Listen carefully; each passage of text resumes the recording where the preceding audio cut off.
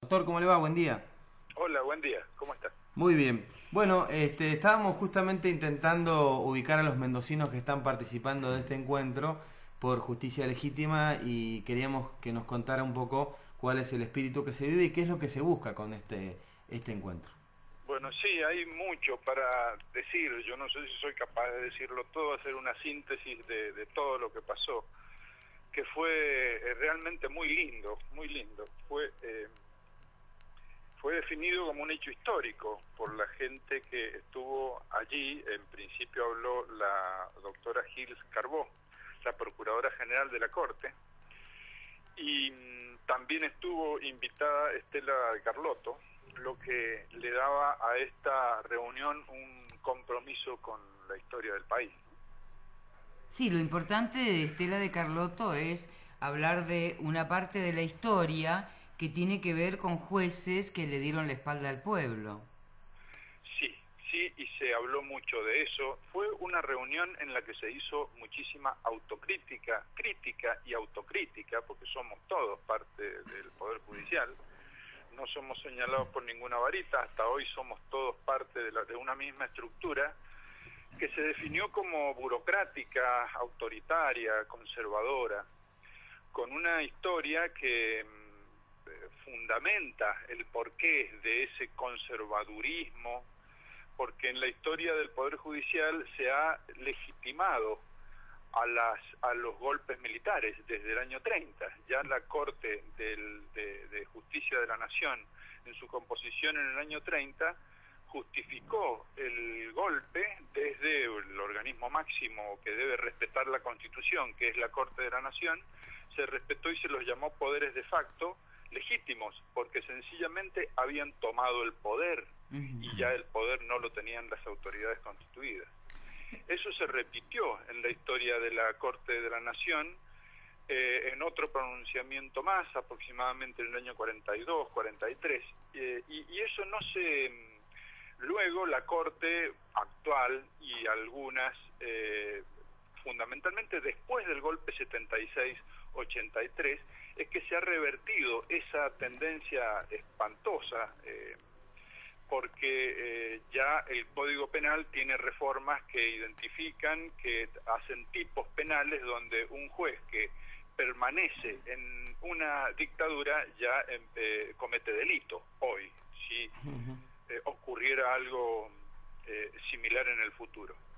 Ya Entonces que, esa historia justifica esa mentalidad realmente cultural, una cultura muy difícil de desarraigar, y se dijo que justamente va a ser muy difícil la tarea de tratar de reformar muchas de estas cosas, ¿no?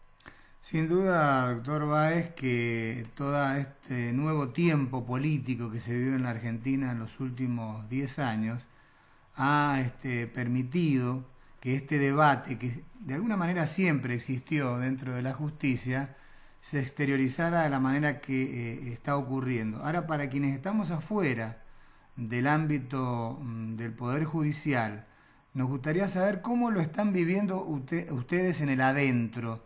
¿Cómo se resuelve? Porque evidentemente todavía, no sé si hablar de mayorías, pero hay un buen núcleo de magistrados, de funcionarios y de empleados judiciales que también tienen un rol significativo, que Claro. deben seguir participando de las ideas conservadoras, como usted dice. ¿Cómo se resuelve este debate en el trabajo cotidiano? Sí, mire, empleados deben ser los que aportan mayor cuota democrática Uh-huh. al Poder Judicial, porque son personas en general más jóvenes y que además vienen desde afuera, con otras, no son necesariamente estudiantes de abogacía, son personas más libres en su pensamiento y por lo tanto seguramente aportan aire democrático. Ahora, dentro del Poder Judicial, pensando en funcionarios, magistrados, yo soy funcionario del Poder Judicial desde el año 84, que fui defensor oficial en la Justicia Federal, después desde el año 93 juez en la provincia, juez de instrucción y hoy juez de Cámara. Es muy difícil la relación interna y es de soledad. Mire, yo insisto en que no quiero convertirme en una persona distinta a las demás, pero porque hay muy pocos. De hecho, los jueces, funcionarios, magistrados que fueron a Buenos Aires ahora, que estuvieron en la reunión que empezó ayer, yo vi, supe que había ido el doctor Omar Palermo, que está en la Corte de la Provincia ahora, como una muy buena incorporación reciente, pero bueno, se tuvo que ir por un problema grave familiar que tuvo. Después vi a otro juez de una cámara de apelaciones que tuvo que irse antes porque fue a ver a observar un poco. Después vi al doctor Alejandro Miguel, era este juez de apelaciones, y el doctor Dante Vega de la Justicia Federal. Después no supe yo de otros, de otros. Se da cuenta que estoy hablando de 4 o 5 personas. El doctor Juan Antonio González Macías de la Cámara Federal también. No vi otros. Tal vez hubieran algunos otros, pero no oí hablar de que estuvieran ni los vi. Eran aproximadamente 1000 personas las que se reunieron en ese lugar de la Biblioteca Nacional, que no pudieron entrar todos, quedaron aproximadamente 400 o 500 personas fuera del salón, pusieron una pantalla de televisión para que se viera el interior, pero no pudieron entrar. Y era realmente un clima de entusiasmo muy grande, porque como hecho histórico se lo definió porque nunca había ocurrido una cosa así, que dentro del Poder Judicial hubiera un grupo grande de personas y algunos con mucha autoridad judicial, es decir, que han tenido la posibilidad de entrar justamente en estos últimos años. A partir del año 2003 aproximadamente es que la Corte se integró con personalidades que le han dado un vuelco fundamental, esencial a esta cultura autoritaria de la Corte. El doctor Zaffaroni es un exponente enorme de esta nueva tendencia, ¿no? Por otra parte, ¿había mayoría de gente joven, de profesionales jóvenes? Mediano es lo que vi yo. En general, sí, bueno, más jóvenes que uno, pero mediano, no... le diría que la edad, no se puede decir así, pero de entre 30 y 50 años seguramente la gran mayoría, ¿no? Permítame sacar una conclusión temeraria que es absolutamente personal, doctor Báez, por lo que usted acaba de decir. Seguramente debe haber bastante temor en muchos magistrados de provincias, que en este caso hubieran tenido que viajar a Buenos Aires, en muchos funcionarios, en muchos empleados, de adoptar una posición activa en favor de estas transformaciones. ¿Por qué? Bueno, por lo que usted acaba de manifestar. Siguen siendo en apariencia minoría, ¿no? Sí, es así. Sí, hay un temor y se habló de eso en la reunión. Dijeron expresamente que hay empleados y funcionarios, sobre todo, hablaron de casos de la provincia de Buenos Aires en que no pudieron ir porque de eso dependía su continuidad para ascender o no, la consideración hacia ellos para ascender o no, o ir a un lugar o a otro que les interesara.